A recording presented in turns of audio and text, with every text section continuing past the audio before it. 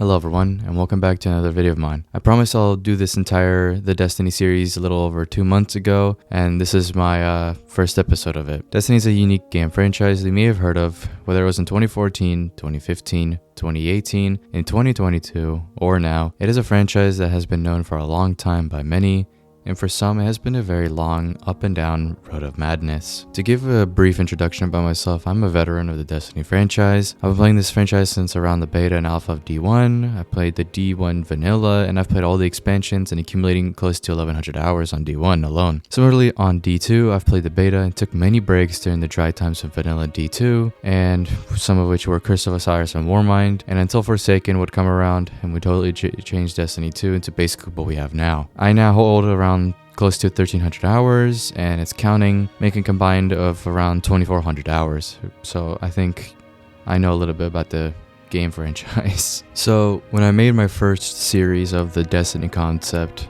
I made it based off of when Bungie wrote the state of the game on August 3rd. And the whole reason why it sparked for me, or really the reason I remember this entire series, was because one, I promised, and two, Dado made a video today as of November 22nd, 2024 about if they should make a Destiny classic. And that kind of like, I was reading the comments and they're basically saying things that they wanted to see be back in the game and stuff that I will be explaining, which is like, bring back old content, fixing the game, and adding new things that would, I guess, spice up the thing to make it, I don't know how to explain it, but it just, yeah, so getting right into it. To give a little context, Bungie wrote the state of the game on August 3rd, 2023, and the responses from everyone weren't all that great, to the point where it started to show how much the player base really cared for the game compared to Bungie's higher-ups, which really don't care. More and more people started to making video essays on which major problems D2 was facing, and things that it can heavily improve upon, or things that could be fixed if it was given a little bit more care. Some problems that I will list will consist of major problems, and some that I think will be my own, warrant fixing and improving, or change of ways of changing, and new concepts that I would like to add. Small edit to this part. A few hours later, when making this video, Joe Blackburn responded to the community with a one-on-one video of himself responding to everyone, stating that what he wrote wasn't as clear and wasn't the best he could have done. He went ahead and apologized and fixed some misconceptions and ideas that were brought back up in the state of the game, while also enforcing some ideas that some didn't like. Anyways, it was a step forward to Bungie realizing that they've messed up. This is what inspired me to make this video initially and the entire series. It's basically going to be a list of things that I would like to see be fixed, done, or to satisfy me, my friends, and anything else. Joe Blackburn, as of now, I'm pretty sure is not the lead anymore. He's gone doing his own thing, and yeah, as you can see, this is a bit dated, but all the other concept and ideas should be up to date. Anyways, enjoy. I would like to propose the idea that Bungie combines both games of D1 and D2 all together, allowing for all the content to be in one game. The idea of being able to replay the D1 story or the D2 story in the same game, I think, is just an incredible experience. There'll be a reason for old weapons, raids, and other things to be part of the same game. Another thing is that if Bungie missed out on something in D1 and wanted to improve upon it, they easily could. For me, for example, the end of D1 and the start of D2 was a strange period that didn't make much sense on how the general story and gameplay worked out. Furthermore, general quality of life can be made throughout the game, and it's easier to maintain even though it's a one larger game. It's going to be running on the same engine, same concept, same team, all the same, how it was intended to be from the start, receiving the same constant updates to make a more solid and better gameplay experience for new lights and veterans and anyone in between. Now, before I get deeper into my idea, I'd like to talk about some current problems that are plaguing Destiny 2 and how they could be fixed, and some of my own features that I think could be added to the Destiny game to make it feel more fleshed out. I'll go over this point very quickly, or not really, since it's been talked about over and over again to the point where it's a common problem. The overwhelming effect of Eververse items and the terrible monetization. In many aspects, Bungie mostly puts attention towards what gives them their more money.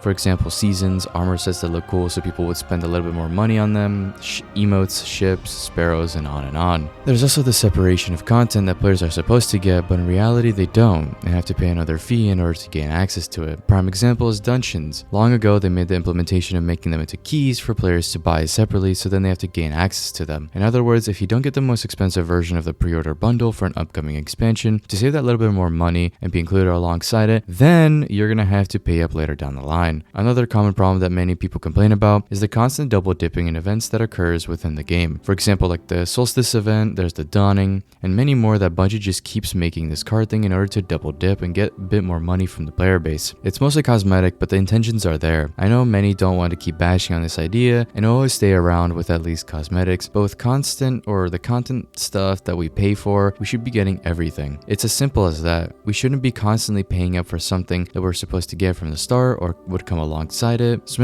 many people can ignore the ever restore, fine with me. But the constant bombardment of get this to get this, or pay this much to get this little thing to get access to it needs to stop. Another factor that plays into this is the fact that the game is free to play, when in reality it's free to try. I personally say that it's better to keep the game with a price tag from the start, since it would generate more money from the players when initially playing and starting out the game. The free to play model only really works with games that benefit from already having everything in the game and making it bland. Then the idea of having cosmetics and other fun things will generate money. Warframe is a great example of this. The game in reality is very much free to play. You're able to get everything within the game besides the cosmetics, which affect very little aspects about the game besides making you look better than someone else. There's also some aspects that can be counted as pay to win, such as being able to buy Warframes with Platinum, which is the paid currency of Warframe. Though at the same time, that very same Warframe can just as easily be obtained for free, though it's going to take the player a bit longer in order to obtain it. The real solution of how Bungie can retain their player base without having to monetize their game so heavily with cosmetics is by making the progression of the game feel more rewarding. In turn, it keeps the players playing the game and keeping it alive. Instead of selling these armor sets to players for real money, which very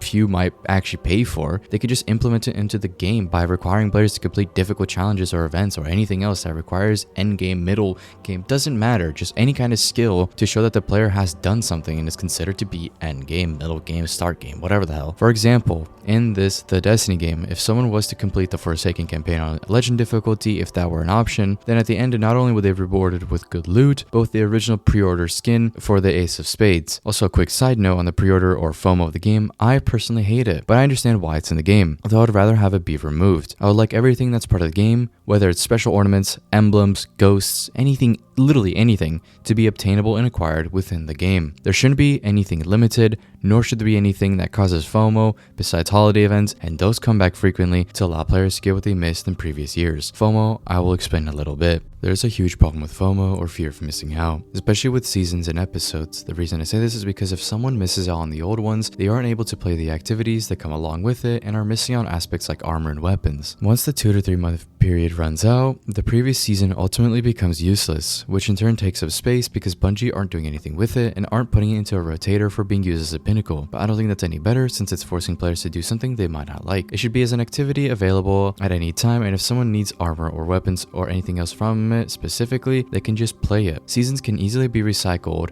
and allow players for a better experience. However, there is no reason to solve this issue now. Destiny's May Saga is now finished and is moving to a different saga, and no major changes that are proposed by me at this moment would do much. To bring back the idea of a larger Destiny where it's a combination of both games, Bungie can easily convert these seasons into what I call the minor expansions, and they will cost between $12 to $15, but it won't follow the old seasonal model, too much, hopefully. But instead, we'll have a progression book that's similar to the ones we have during seasonal events like Solstice, and would keep the current UI of the season but will be held within the book. It would act like a season pass tracker and will be mostly used to show the progression of that season. It will feature the same tier level system from 0 to 100, though it would combine all the items from the free and bought battle pass or season pass into a single section, so all the tier 1 seasonal items will be in a single tier 1 category, and so on for all the levels until tier 100, and it would be capped out at 100, so you wouldn't be able to overlevel. This allows each expansion to be released in a timed fashion where 1, it allows Bungie to fix small bugs and maybe add things along the way to each expansion that they didn't originally, and 2, when putting it behind a timed gate, it allows players to get everything properly done and be prepared for the next expansion to come out. When an expansion comes out, it increases the player's power in a proper fashion similar to what we do now, but instead of removing it afterwards, people can easily revisit and get all things. Now here's where the problem arises. What if a new light joins the game later on, or a veteran takes a break and joins back when all the content is released and they have everything to do, but they don't know where to start? What can be done about that? Well, we can use a UI system similar to what we have now in Destiny 2 with the timeline, in which it will show the proper order. it'll be categorized from the oldest to the most recent in terms of release date. So for example, the first thing they would have to do is complete the vanilla D1 campaign. Then if they had purchased Dark Below, they would move on to that. Now what if they didn't buy that but only bought Taken King instead and skipped everything else? Then they would be shown that they've skipped some expansions and would only be able to play the vanilla D1 and Taken King expansion and nothing else. They would be limited to the amount of activities they can play, of course, since they don't have all the rest of the expansions. Keeping seasons can also be useful in the light level and character level, which I'll talk about in the next topic. If we remove the whole idea of a pinnacle, it would allow for more freedom for players to do whatever they would like. They can play an activity they want and get max level from that, or at least whatever, close to. If Bungie were to bring back character level and make light level actually mean something within the game besides being power crept or just a number that players grind for, players would start at light level 0 and would end at around 2100 at the end of Final Shape. The way minor expansions will work sound a bit complicated, but they function similarly to their major expansion counterparts. There are 2 expansions that had only 3 seasons/episodes, that being Forsaken and Final Shape, so I'll be talking about them first. Now onto how they work. Each individual season will increase the power by 50 each time, and since there are 3 seasons, it's 150. Times that by 2, that is 300. Then the rest of the expansions, which had 4 seasons, and each one will increase the player light by 25 light. Times that by 4 is 100, and once again by 4, since there was 4 expansions that had 4 seasons, now it's 400. Now we have major expansions. Since there are 14 of them, each one will increase by 100. So in total we have 1400 from major expansions, and 700 from minor expansions, equaling to 2100. Adding a little note, there would be a power bonus each season and episode, just how it is now, but it'll function a bit differently. Instead of depending on EXP, players will get only 1 extra power bonus for every 4th of the season pass level. So for example, at season pass level 25, I would get my first power bonus, and at level 50, I would get my second one for that season. And it would continue for the rest of the seasons, which go up to 100, and would give only a max power bonus of 4 per season.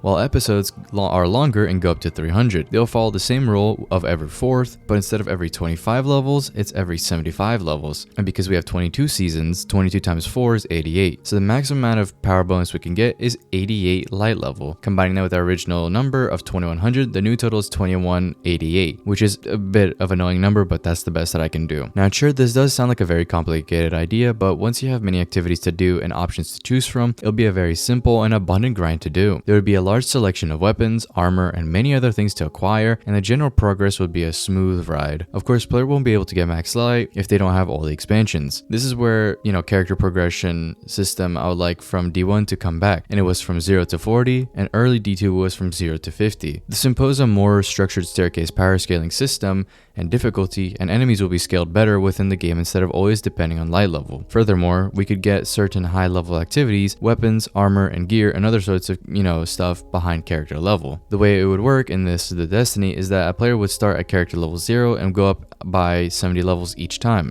up to 980. And that's just only major expansions. But there's also minor expansions, and that would allow the player to increase their level 10 levels each time. And there's a 22 total seasons, including the Final Shape ones. So the total would be 220, and adding both values would be 1200, which is a much better number. Although Bungie has reverted sunsetting in the Final Shape, it's still a little too late for them to be doing this. Nevertheless, my idea should be taken into consideration going forward, since if The Destiny happens to become a reality, which I highly doubt, then I should still talk about it and make a possible solution for it, that is sunsetting. Everyone has easily been fed up with the idea of sunsetting. For the longest time, we constantly grind for weapons to later have them be sunset and re-released with the worst perks, while also being considered by Bungie as, air quotes, new weapons. In The Destiny game, each weapon that needs to be sunset will not be re-released back as a GM weapon or a seasonal, but instead will keep everything about it the same, the way of obtaining it, general use, and so on and so forth. But the new way of sunsetting is keeping that weapon, but remove the specific OP perks from that gun. So for example, instead of having multiple different versions of the same weapon and confusing people in the process, like what happened with the Ikelos weapons, which had a format of version 1.0.1, version 1.0.2, and so on and so forth, it would be a single weapon that would have gotten its original perks removed from the loot pool, and those that already have obtained it with the OP perks would get a random reroll of a perk in that slot when the player logged on the following day, basically replacing the old perk for a new perk for a weapon that they already own, instead of having to wait for it to be re-released, knowing it will have terrible perks and only grinding it to have it in one's collection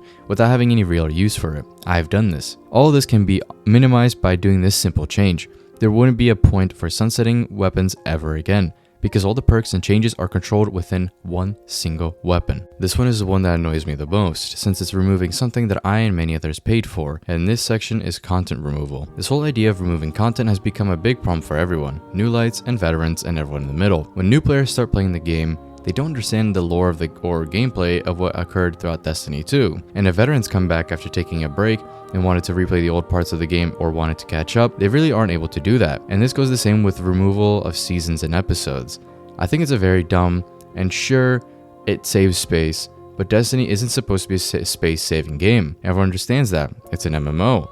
It's a large-scale game, having many things to do and activities to play. Having all the content is a very important thing, and despite the game getting bigger with each expansion ever since Beyond Light, which had removed all older expansions and small removals of seasonal content, the game has stayed consistently big. I know for sure that many dedicated players would delete and sacrifice their storage for Destiny alone. Not everyone, but for the most part, many would, because I'm an example of that. I'd be willing to remove other games for more storage of Destiny, and there's always the function of compressing files. There are other factors in Destiny that make it have its large storage size, like the attention to detail that Bungie puts forth in the game. The Destiny player base is a large and strong community that is willing to adapt only to certain things and features that will improve their gameplay and general quality of life. In this case, I think it would heavily benefit Bungie in all aspects, like getting better monetization, story, and gameplay, and an influx of new players trying out the game. Which is why I think in this larger Destiny game, it can keep all the content. It will include all content from D1 and D2, and all the seasonal stuff as proposed beforehand. Furthermore, it will be all in one singular game. It can host a whole lot of content. And sure, it will make Destiny a larger game. That's what happens with MMOs, and let's be honest, there really isn't anything out there that can be compared to Destiny besides itself. There can be long-lasting ones like WoW, which had their fair share of many expansions, but not as graphically advanced, and the gameplay is not too intriguing. There are other MMOs that have good graphics, but the gameplay, like as I just said, is just not the same as Destiny, or what it's able to give. Another problem that might arise, and the whole reason for the content vault, was because there's a lot of things to take care of. But when someone makes an MMO, they take up the role of maintaining the game no matter what, because it's supposed to be consistent progression. The general maintenance should be taken care of at all times. Bungie has been doing this for the past 10 years. Furthermore, I can say this from the bottom of my heart. We're all humans and can't be perfect, but we can understand each other. So if Bungie ever encounters a problem with Destiny and there's a bug that can't be fixed easily or would take longer, there just needs to be better communication between Bungie and the player base, like they did before. To give another example, the content vault isn't really as useful as Bungie said it would be. Currently, there's far more content than there ever was, comparing to the amount that there was from Vanilla to Forsaken. It's substantially far less. Destiny over the course of its lifetime has had many different currencies, and Destiny 1 for the most part kept them, and used them in every possible way. But in Destiny 2, they've totally been removed and lost their values, such as tokens and planetary materials, which I'll talk about soon. I think the only reason why they were annoying is because it was only really used to increase their reputation for each vendor and to get okay loot. But now the vendors use XP-oriented progression to increase the level and gain rewards. So we can use these tokens to combine the current idea of focusing, purchasing, and other specified usage for each activity. The token will also minimize the usage of more universal items like legendary shards, which are now removed, but can also be allocated to a smaller group of things to make a simpler time of managing. Knowing this, tokens can easily be brought back to Destiny 2. First of all, they can be used as actual currency for focusing or purchasing gear from their associating vendor. So for example, we have Crucible tokens that can be earned from playing the game mode, and then we can be used for focusing or buying gear instead of legendary shards. This will at least slow down the game a bit more and make legendary shards be used for mainly infusing or upgrading weapon and gear, and make them be used for a smaller group of things and give them more rarity, that is, if they were still in the game. Many who played D1 know planetary materials were very annoying to farm for a long time, and later would be fixed, but still weren't great. They had many uses for them, but mainly were used for leveling up weapons and gear. Whilst in Destiny 2, they fixed the whole idea of a long terrible grind because they increased the spawn rate, and also introduced some vendors being able to sell them, which happened late in D1. With this understanding, I think they should bring it back in two ways. The first solution is more of my own personal reasoning, and that's bringing back the original leveling up system to weapons and armor. This would in turn make the game more grindy, and when players obtain a weapon, they usually have to level it up to see if it's any good. But since we have supportive apps like Destiny 2 Foundry, which helps us understand what perk combos are good on a weapon, there isn't any real reason for weapon leveling up to not be brought back, including armor. Though I'd imagine not many would agree with this, so instead we could use it in modern applications, that is with crafting. Besides using the required materials that we need to apply the desired perks or upgrades that we want to our weapons, we could use specific materials for specific archetypes. So how it was in D1, where solar was usually associated with relic iron. If we wanted to craft a weapon like Cataclysm Linear Fusion Rifle, we would need relic iron in order to make it the base crafted version. Then if we wanted to change a normal or apply an enhanced perk to the weapon, it would cost more relic iron. Crafting or enhancing adept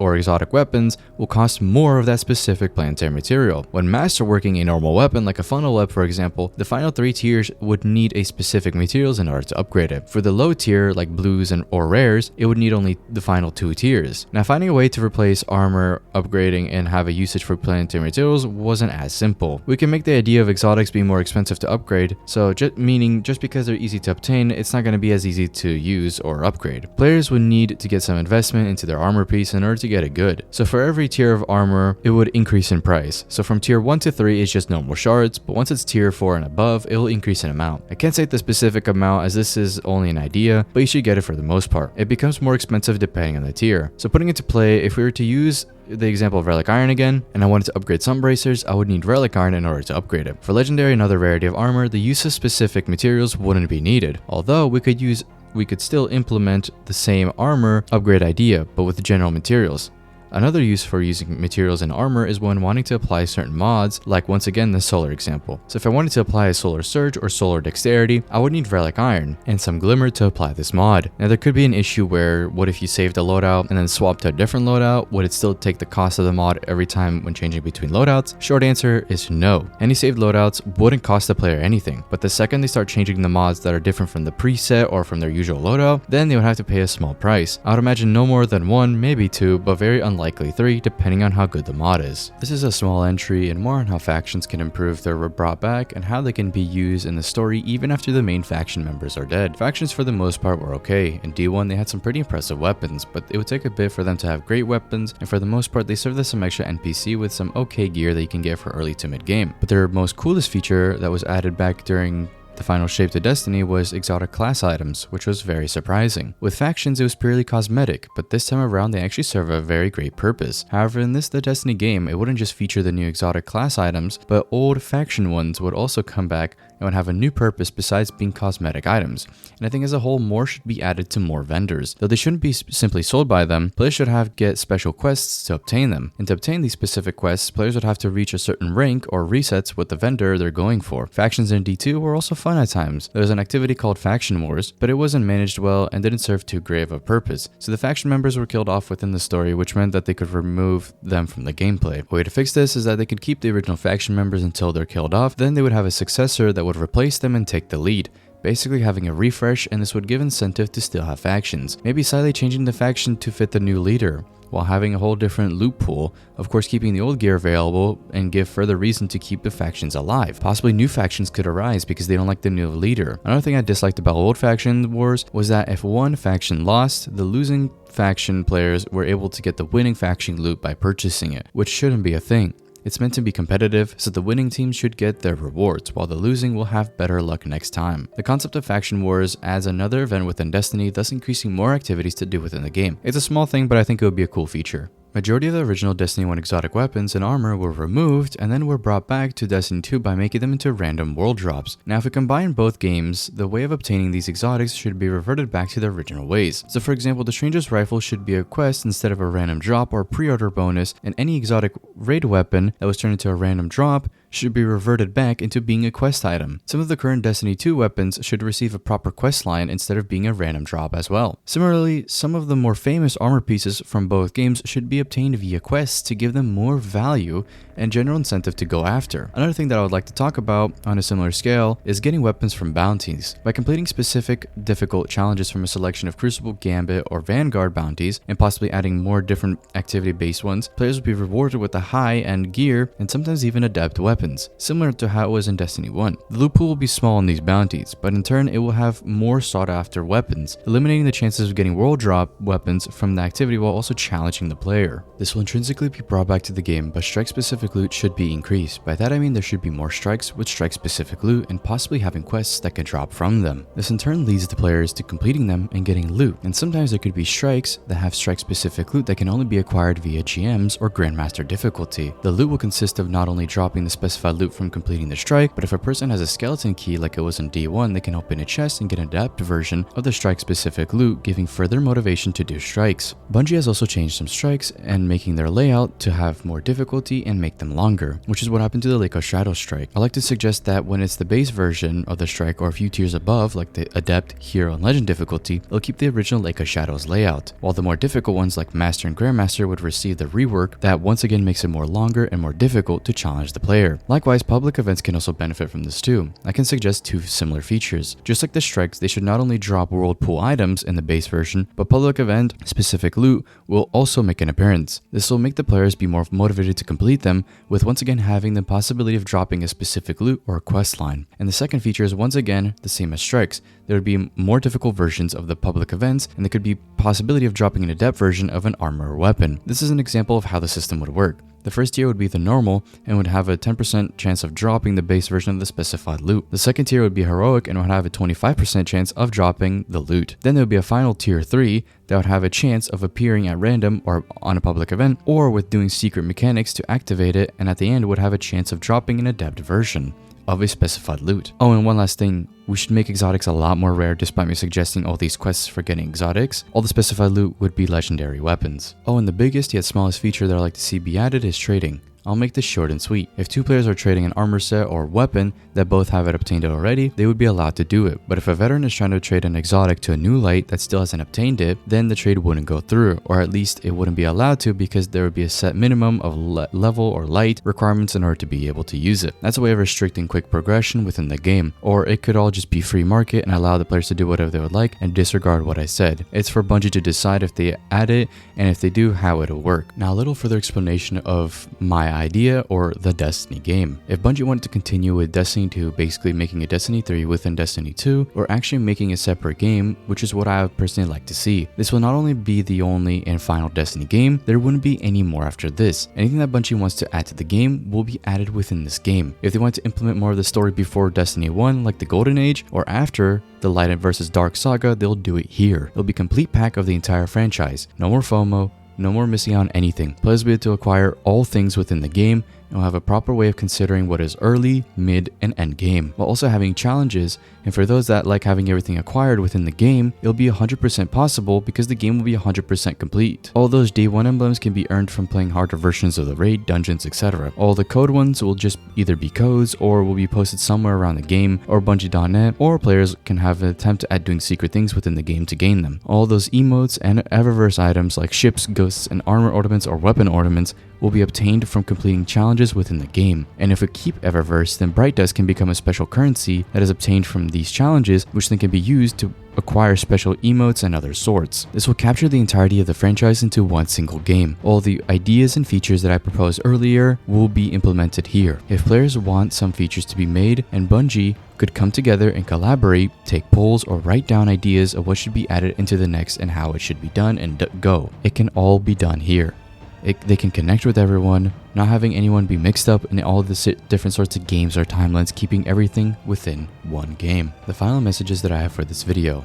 Now that the final expansion has come out, the final shape, it finished the main story of Destiny, that being the Light vs. Dark saga. I don't want to jump to conclusions and make ideas of something that could be impossible. Similar to this video and the series and the whole idea, in which everyone can see this and could possibly agree to it and would like to see it happen, or maybe not, since everyone is entitled to their own opinion. Anyways, there are many more ideas and concepts that I would love to show and talk about to everyone in ways that I think could improve Destiny, or make it in general more fun and better for time investing and general gameplay and connection to Bungie themselves. If this video somehow gets popular by what I addressed, or someone is able to show it and made it popular, I would only love that.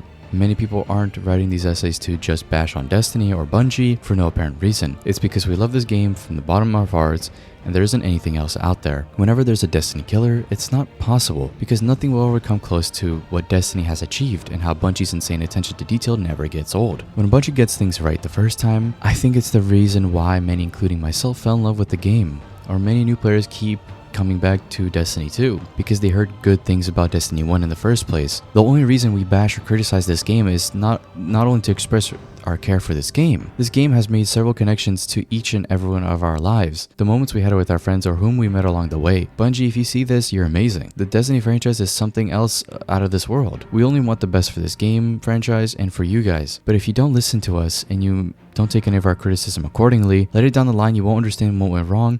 It will heavily decrease in players. Despite Destiny 2 is or was at its peak moments. We just want the best for you guys and ourselves. We want everyone to get the best of both worlds, for both sides to gain something back when putting their efforts into, whether it's the devs putting in time, effort, and passion to the game and getting their fair share of payment, and us the players getting the best of the game, or that sweet feeling of great game after spending loads money on it, on a single franchise that many people are willing to dedicate their time into. So please Bungie, it's not a cry for help, it's not a plea, it's a suggestion, a recommendation, a wake-up call to make it into something way bigger while you can. Be more honest, be more clean. We're all humans, and if you become more clear and understanding, we will too. If you want to start from scratch as I proposed, still of course making us buy old content from 2014 and all the removed content from Destiny 2, then I suppose we'll have to. It's better to start fresh, be honest, and produce that you can. Thank you for making my childhood, teenage, and adult years just a great time. Something that allowed me to connect with my close friends a lot better and got me and my friends to do extremely amazing things within this game franchise called Destiny.